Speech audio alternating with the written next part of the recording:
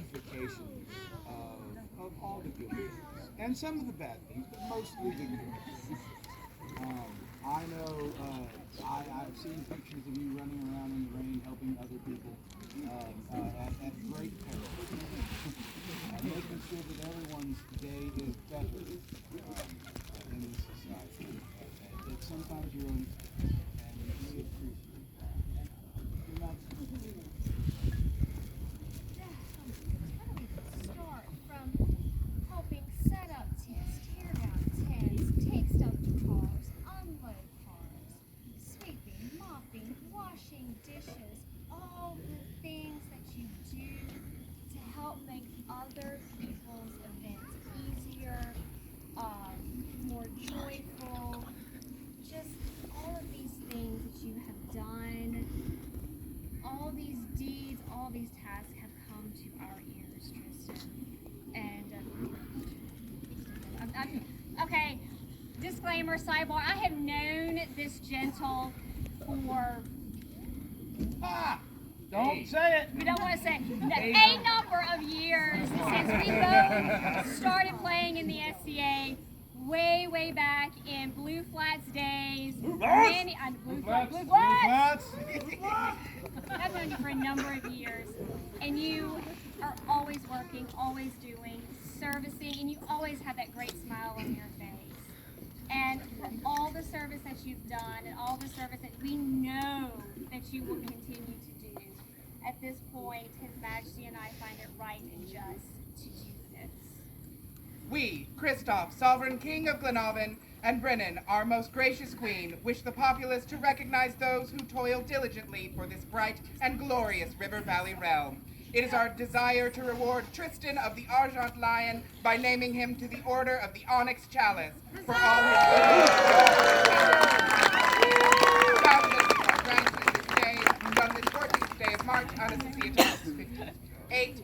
Kristoff Khan, Brennan Khatun. I love it.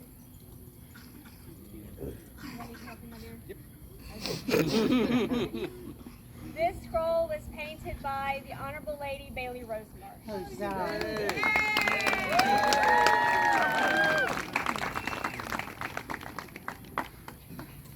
Well done. Strong words. Your Majesties, can I please? I didn't get here in time for court. Yes, sir. Could I swear fealty? I mean, you just made it. We're almost done, Sir Brian. Last minute call. Swear it was not my intention to wait.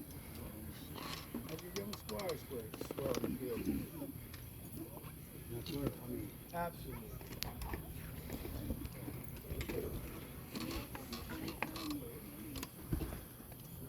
We would never deny anyone the honor of swearing fealty to the crown of Glenavon. May we? Repeat after me. I state your name. I, Sir Brian Frank, This day pledge fealty to the crown of Glenavon pledge fealty to the crown of Glenavon. and vow to provide my arms in times of war, I vow to provide my arms in times of war, my art in times of peace, absolutely my art in times of peace, and my service in times of need. service in every time. I promise to defend our fair kingdom I will defend our fair. against all who desire her harm, Everyone who desires her harm, with word, deed, and force. word, deed, and force. From this day forth, From this day forth, as long as my crown allows, as long as my crown allows, I am bound to be faithful, I am bound to be faithful, holding honor and courtesy above all. with honor and courtesy above all. Let all here bear witness that we, Kristoff Khan of Glenavon, And Brennan, Khatun of Glenavon, hear and accept your oaths of fealty given in good faith this evening. in turn we vow to defend you and yours with word, deed, and force. Those that forget and those that keep and hold this oath true will be rewarded with our favor. Those that forget this oath and break faith will be repaid with our judgment and dreadful wrath. Now arise and go, keeping honor and courtesy above all.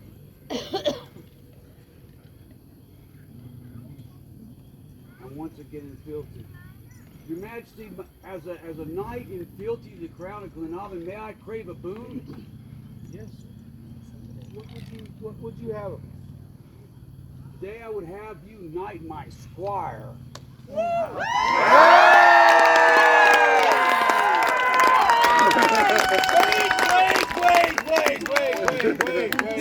Wait. Your request. I cannot do this without conference with our knights. Will our knights come forward, please?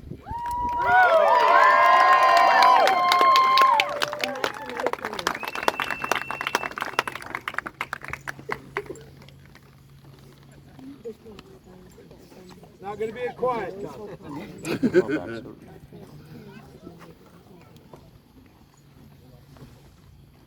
Ladies and gentlemen, do you find your order lacking? Yes, Your Majesty. Well, I suppose, as a crown in service of his kingdom and in service of his populace, we will have to make that right. It is a noble tradition that we have in this kingdom of bringing someone up to knighthood. But the words of just us hold less of weight than you think. I hear tell there is a knight that would speak for this gentleman.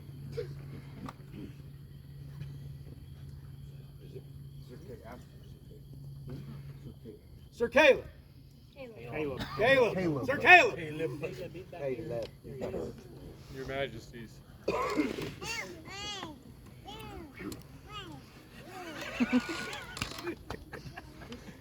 I may. Yes, sir. I have with me the Knight's Weight belt. The belt, the color white, is a symbol for purity. Purity of thought, purity of word, and most importantly, purity of deed. White is also a symbol for valor. In my profession, there's no higher calling of valor, no higher testament than the sacrifice of your life in the defense of those who cannot defend themselves.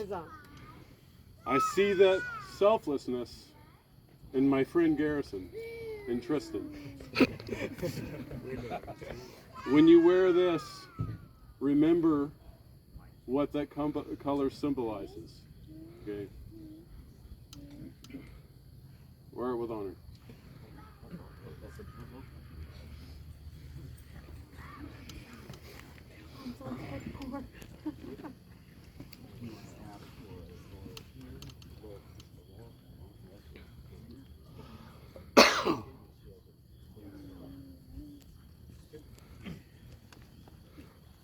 We would also hear from a laurel of our noble society, who will be spoken for by Kate of our kingdom. Huzzah! Thank you, Johnny.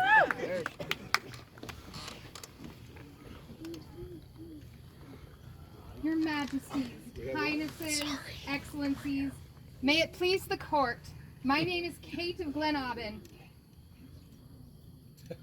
Oh, no, I don't.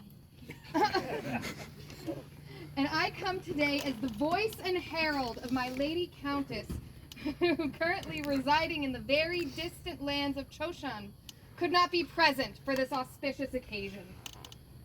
She writes, "My name is Judith de Northumbria, a countess of the royal house of Drachenwald and master of the Order of the Laurel. I would speak to you today of Lord Tristan and his worthiness as a knight. In fact, My introduction to this true warrior you see before you involved an early morning deed of honor on the field of Penzik to wreak penance for a species of impish importunity he had offered my person late the evening before. As his flesh may recall, I demanded that he accept 10 passes with my brevet champion, his brother in arms. 10 passes of a rather vigorous nature, for honor demanded it. The passage of arms was in its elegant violence a thing of artful beauty. I was in that moment impressed, nay, awed by the prowess evinced by my lord Tristan. He danced across the field with fearsome grace, his sword an extension of his person, rising rampantly to the rigorous attacks of my extremely skilled champion. With the 10th pass having been completed, and the gasps of harried exhalations filling the air, my lord Tristan knelt before me, begged my forgiveness in the most eloquent terms, and a beautiful friendship was born. Since those first moments of artful violence, I have come to know this man as one of the most knightly in my ken. You see, the difference between a knight and a warrior is one of manner and skill. A mere warrior may engage in acts of war when such is warranted, but otherwise must be cleaned and oiled and stored in a cupboard until the next war, for they have no other use. I like that. A knight, by contrast, is a man at arms who both lives by the code of chivalry and is equally skilled in courtly graces, who can speak well-wrought words that motivate the masses, who can dance, who can recite poetry, who can create various sorts of beauty in a world that desperately needs it. Lord Tristan is all of these things. He is one of the most knightly men I know, and has been a knight in my heart almost since our first Mervale-filled meeting. And so I say unto you, your majesties, he is my peer. Hold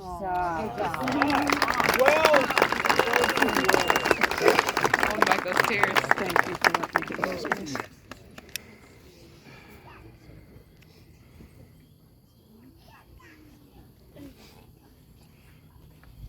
We would also hear from our pelicans, our service.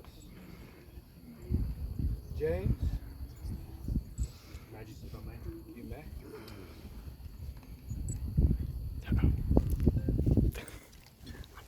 I'm James Lestrange, called the Holy, the Serpent of Wolfwine, seventh son of Oksama, and today, wordsmith for Tristan. Nothing can happen in this world without joy of sacrifice. That is an honor we earn as a knight. No tree can grow without nurturing. No fruit can bloom without the gardener tending its needs, and no populace or kingdom cannot succeed without the blood we give. You give more and more and more of yourself than any individual I know. This populace, this kingdom, this society grows stronger because of your sacrifice. That sacrifice that is our reward. Because in the history of things, your character, your actions will be remembered. And that sacrifice will matter. Because the society will thrive, the people will thrive, and the kingdom will thrive. Your Majesties, Tristan is not my equal. He is my better.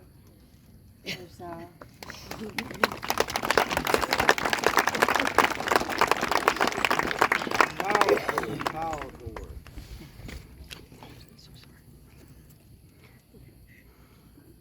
We also must take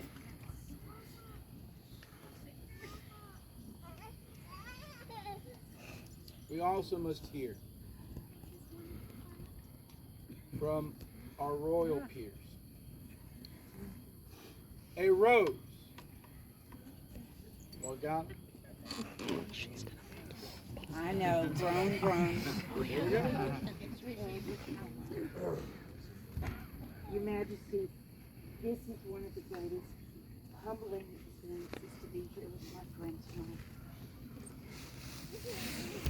He has honored me on and off the field.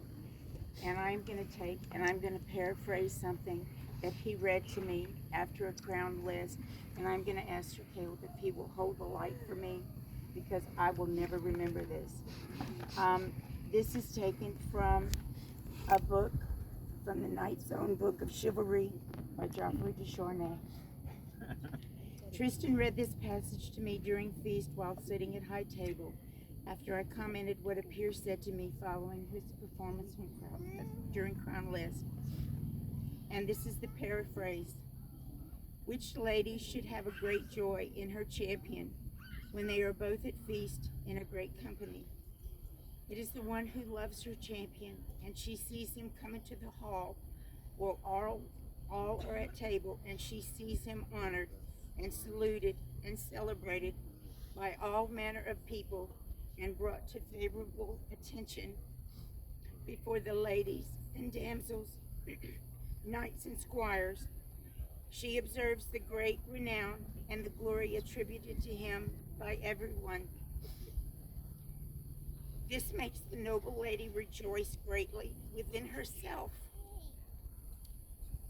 to at the fact that she has set her mind on loving and helping to make such a good knight. In addition to her feelings for him, she understands that he is in addition loved, esteemed, and honored by all.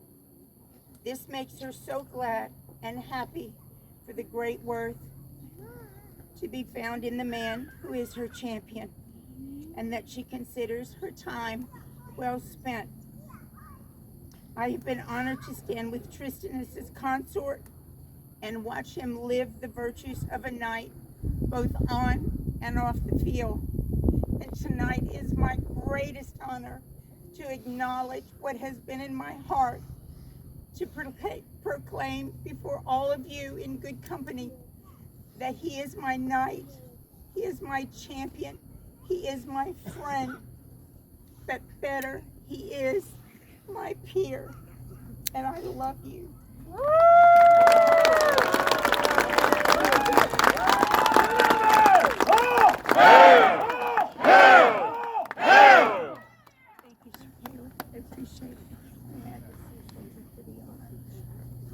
You fill us with emotion.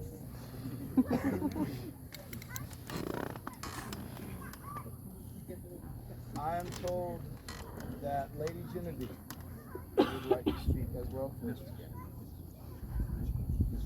Mistress Genevieve.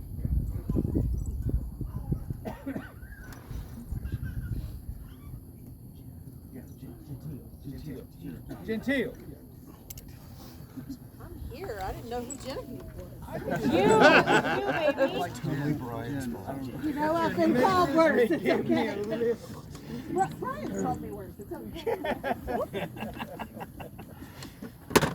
You all know me as Baroness Gentile. You know this man, Tristan. But I've known him since he was 10, and he was little Garrison. And then he grew into Garrison. And then he grew into but then he grew into Lord Tristan. And I've watched this young man become a young man. And I've never been more proud to tell you that. But you've always been here in my heart. I've watched your service. I've watched your love for the population, for the crown, for those around you. And that little 10-year-old boy who made me happy has turned into an amazing man. Thank you for everything you've done for me. You are certainly a nice man. And in my heart. Thank you, Your Majesty.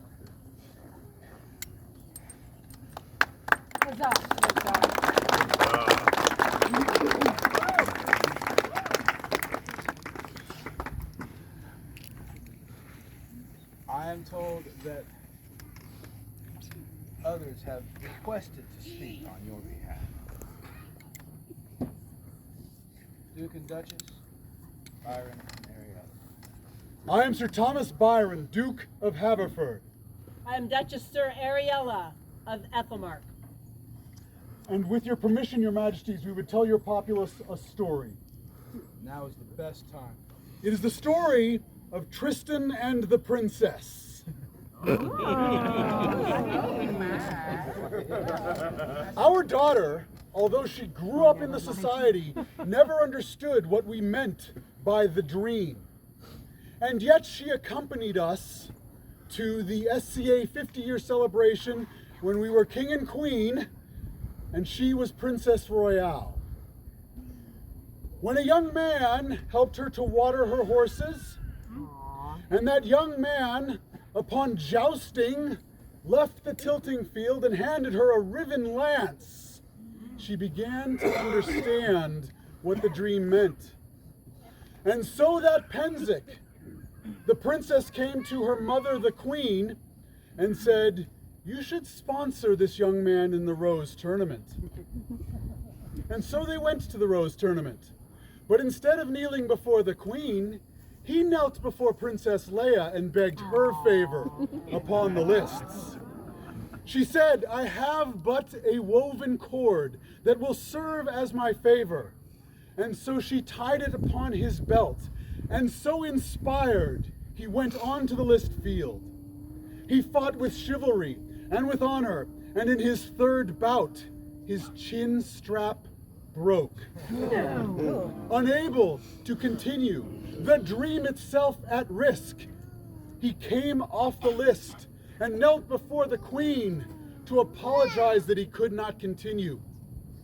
The princess leaned over, took the cord from his waist and said, "Will this serve?" And so he took her favor, and with it repaired the strap to his helm, and returned to the list field, where he completed that tournament in honor and in chivalry and in fulfillment of the dream. When people come to us and say, "What does the dream mean?" we tell them this story.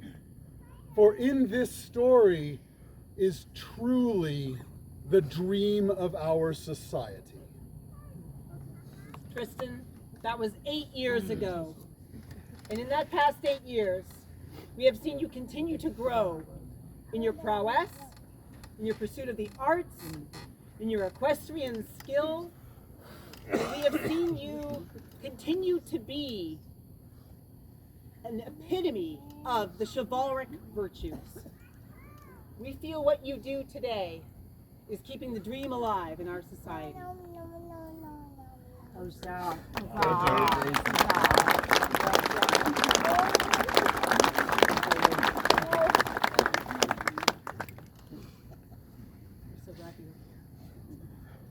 Thank you for that wonderful story. Something we need to keep in our hearts.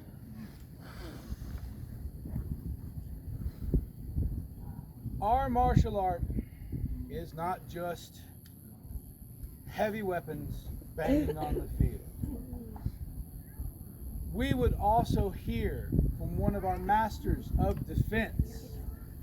Your Majesty, may I bring word from one of our premiers of the order, Lady Osprey, who has words that she would ask me to speak for this young man. If I know Lady Osprey, I think you better. So Lady Osprey has asked me to say these words and explain how her feelings of Tristan are. And she says, like D'Artagnan, his youth belies his skill and conviction to his goal as becoming the best. Like Porthos, he cultivates a fine taste for the best in life. Like Aramis, he never loses his sense of courtesy, and when his loss is, even when his loss is great.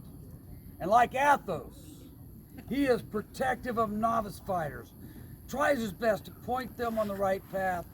All of these attributes wrapped into one man convinces me without a doubt that he is worthy to be a knight. So say I, Countess Lorelei, Premier of the Order of Defense of Glenavon.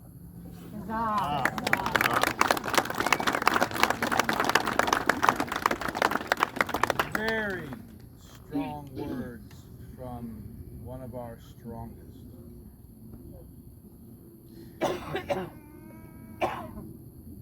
Before we move forward, we have to remember it is up to Tristan.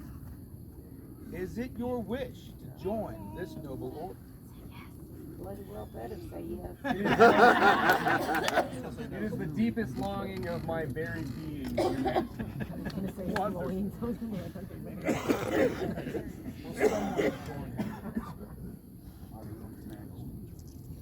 be my great honor to put this belt on him. Stand up, Sir Tristan, and take off that belt. You are no longer for today. You are my people.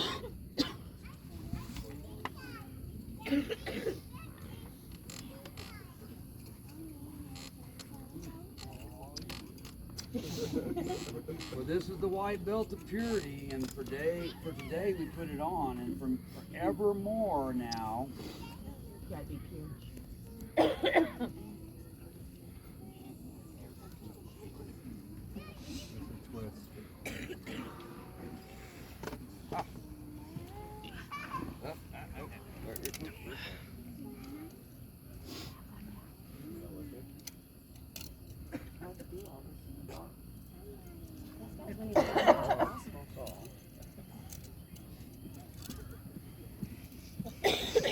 Today you are a belted knight, worthy of the purity of the white belt. If we can figure out how to get it on.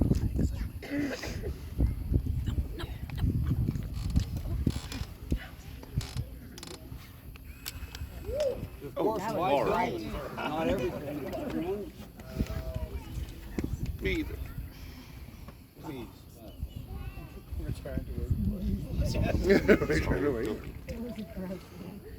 Part of the accoutrement, part of the trappings of knighthood are the spurs. Sir Bohemond? Sir. You have spurs for this young man? I brought a book to read from because the lighter such I cannot. Oh, well, you may use that, absolutely, absolutely.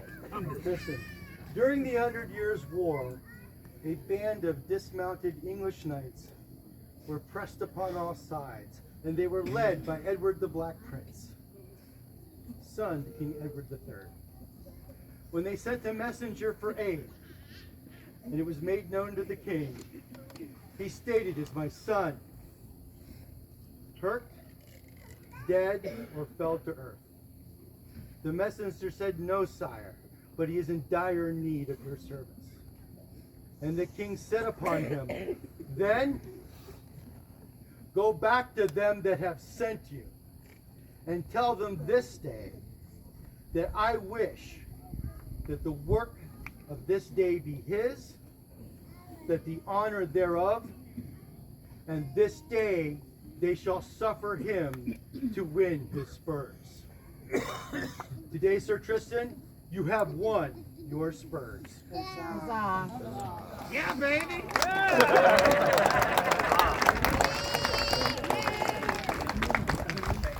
Give me a second. Sorry.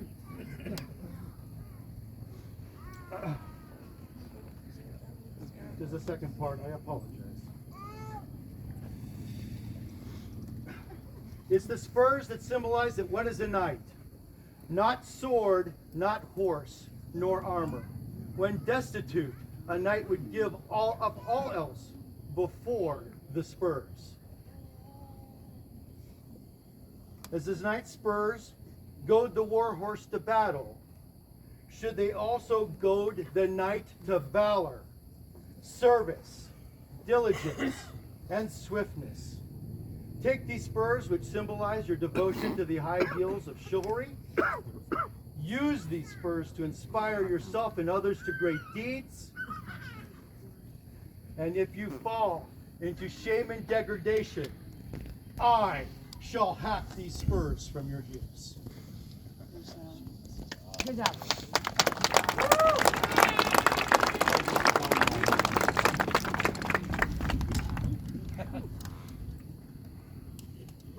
Another trappings of knighthood is a knight's sword. Do we have a sword for Tristan? The irony is, Tristan, this is your sword. And as a bladesmith, you've made many of these.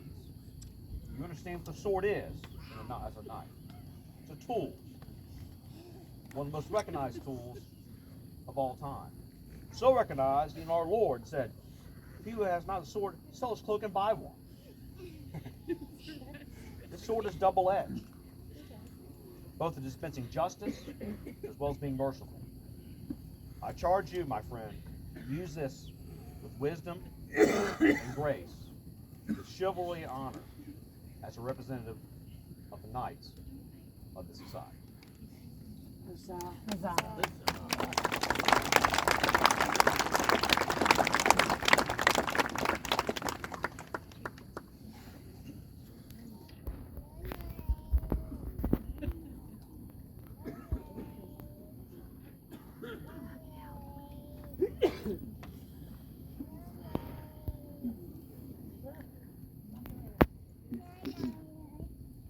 The sword, the belt, and the spurs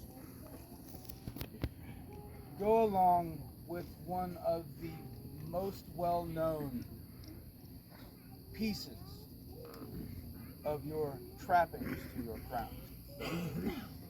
The gold chain of a knight. Do we have that chain? I do, Your Majesty. The gold chain of the knight is a physical embodiment. My apologies, Grayson. A physical embodiment of the oaths that we swear, not just to this kingdom, to these people, to you, and to the society as a whole. Those oaths are heavy, and that's why it's gold. It's only as strong as its weakest link, and every day when you wear it on your shoulder, you will feel the weight of that oath that you will be doing. Huzzah.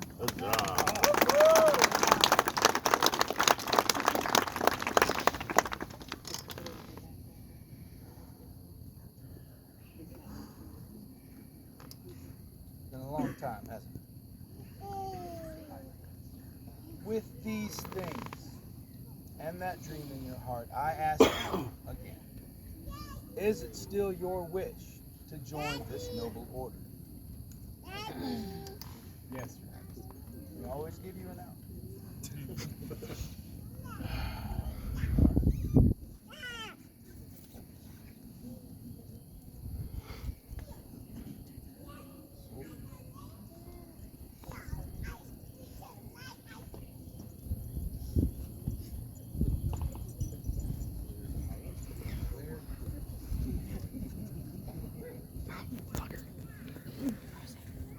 I would ask as a knight, you swear to do it.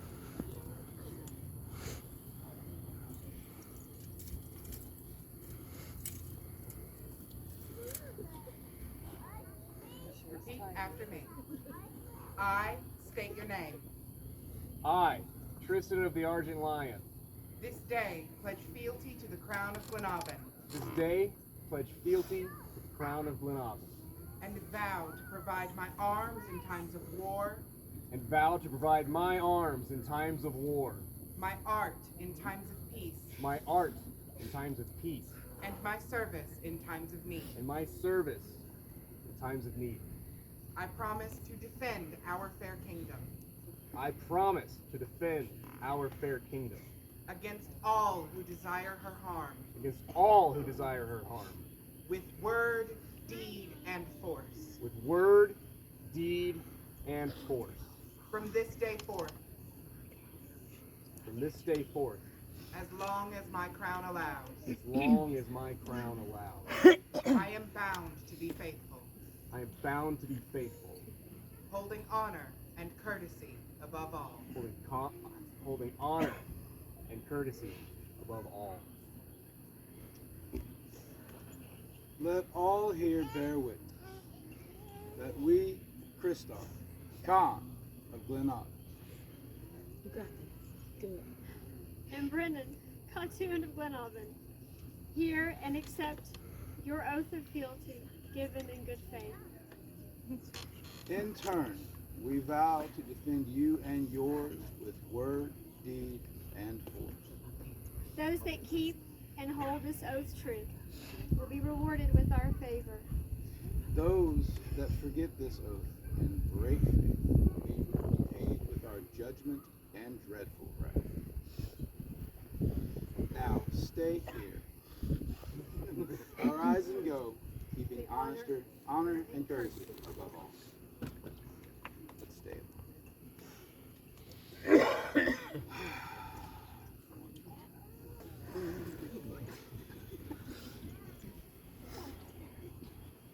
Got mates here now.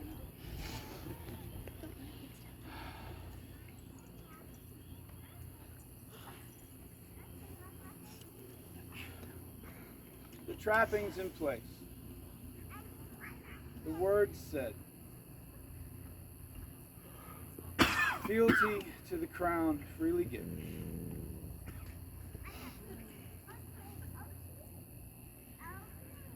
As Khan of this kingdom,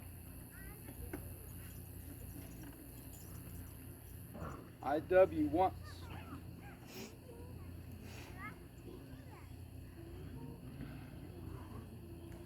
I dub you twice.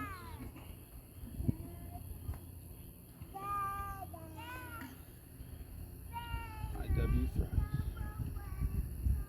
Arise, Sir Tristan of the Argent Line.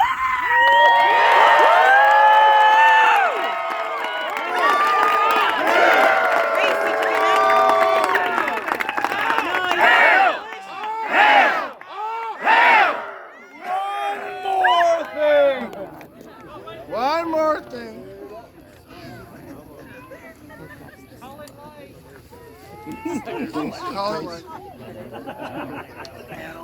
He's gonna get slapped. Yep. Oh yeah. Did you see it? Yeah. Rock him. Everything's in place. Last chance. Is it still your wish to join this noble order? Yes.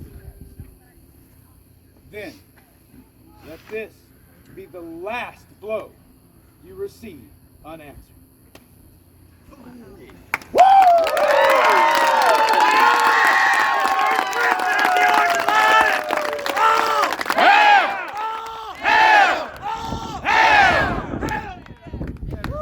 Now, wait, one more thing. But there's more. We will be placing Sir Tristan in council at Axmore. He will get to sit. No, he's no vigil. Yeah, vigil. It is a vigil, but it is a council. He will be required to sit and receive advice, receive words, receive your congratulations. Party. And listen to everyone else have a good time. Tristan, we will accompany you to that council. Please close our court. Scroll. Scroll? Nope. In there, shall I read them, Your Majesty? Read the scroll.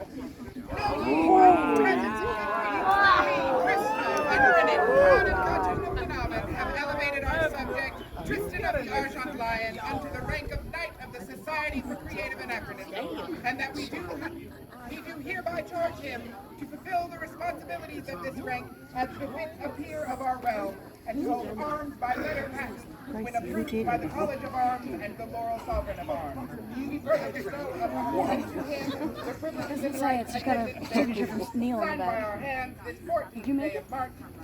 Honestly, adopted 58 in 2024 Gregorian. One more time. Huzzah!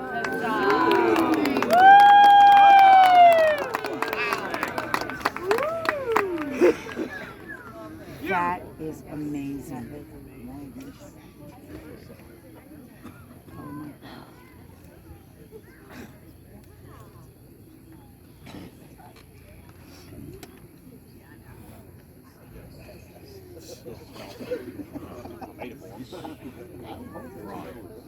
Your Majesty, be there any further business in your court? One further business. They made me stop. Tristan, before we go, at the back, greet your order. Huzzah.